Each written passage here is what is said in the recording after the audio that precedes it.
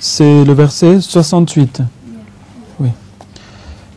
یہ سورہ العنکبوت کی آیت 68 کے اوپر ایک سوال ہے حضور. اعوذ باللہ من الشیطان الرجیم بسم اللہ الرحمن الرحیم. اولم يروا انا جعلنا حرما آمنا ويتخطف الناس من حولهم افبالباطل يؤمنون وبنعمت اللہ یکفرون.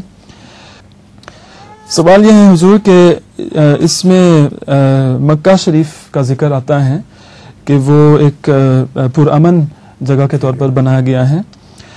تو سوال ہے کہ کیا یہ صورتحال ہمیشہ کے لیے رہے گی یا پھر اس میں استثناء بھی پیدا ہو سکتا ہے؟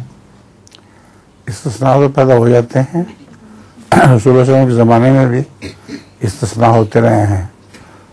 تو مگر عمومی طور پر جو مستقل صورت ہے مکہ کی وہ امن ہی کی رہے گی.